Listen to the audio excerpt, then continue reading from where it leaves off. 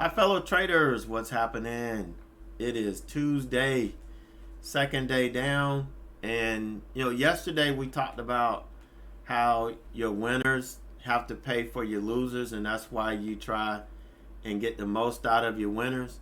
Today is a perfect example of that. So we can go back and look at my first trade today on Meta. Perfect setup. Even though I had a feeling that they were going to trap longs at the open, this was a perfect setup. And anytime you get your setup triggers, you take it. The only way we can maximize the effectiveness of our edge is to take every setup when it comes. And that's what we did here. And it did move up a little bit, but didn't get high enough for me to take profit. And it came crashing back down and ended up stopping out. We respected our stop. So yesterday we made almost $670. That more than takes care of the loss here. So by maximizing our wins yesterday, we actually took care of this loss.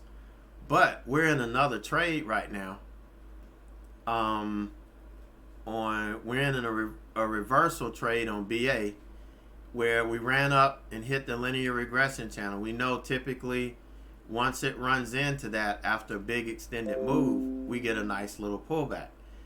And this is what we're trading on now. I'm working through these moving averages.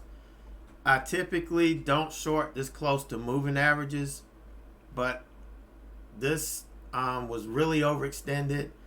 I had a really nice tight entry here against the linear regression channel. So it's very, very little risk.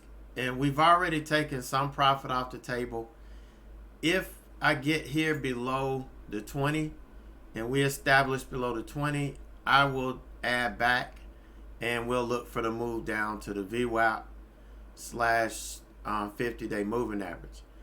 But it is holding up pretty good. The 20 is still tracking up, which means there's still some significant buying pressure here, decent support.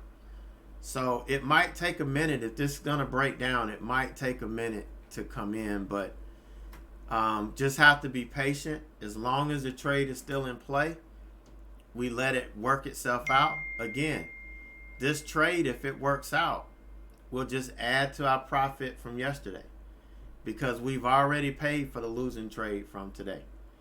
So that's why you've got to keep that in the back of your mind, especially when you're trading. If the trade's not working out, you want to respect your stops and you want to maximize the effectiveness of your winners so that they can pay for your losers. All right, but that's it for me today. Quick recap. We'll come back tomorrow, see if we have any more trades we can talk about. But until then, peace.